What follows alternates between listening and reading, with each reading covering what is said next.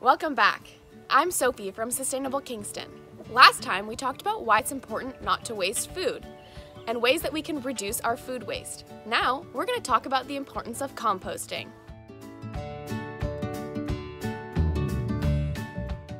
To start off, we're going to talk about what can and can't go in your green bin. Here's a helpful list of things you can put in the green bin.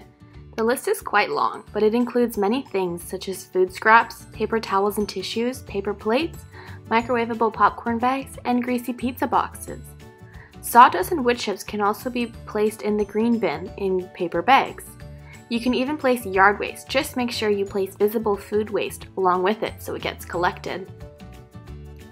There are some things that should not be placed in the green bin. For example, animal carcasses, roots and sod, OXO biodegradable liners, sand, pet waste and litter, feminine hygiene products, cooking oil and other liquids, dryer sheets, cotton balls and swabs, gravel, stone, or dirt. If you are ever unsure if an item can be placed in the green bin or not, you can look up the item using the waste sorting tool on the City of Kingston website to find out how to dispose of it. Now let's find out what happens to food when you put it in the green bin. The green bin is picked up every week at the curb of your house by one of the collectors. They dump it at the back of the garbage truck, which is divided into two parts, one for garbage and one for organics. At the end of the run, their trucks bring the organic materials to be composted. The compost is then placed into long rows that are often turned to redistribute the cooler and hotter parts of the pile. This lets more oxygen in, so less methane is produced. Once the compost is ready, it can be used as soil or fertilizer in local farms. The soil created is very rich in nutrients and microfibers, so it helps plants grow and make them stronger. This compost also helps hold water in the ground, and it protects plants from some diseases and pests. On top of that, composting reduces your carbon footprint since it helps avoid the production of greenhouse gases in landfills. Some of you might even have a backyard composter that looks something like this.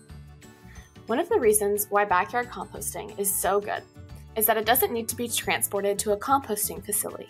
This means that the city and the residents save money and that less greenhouse gases are released.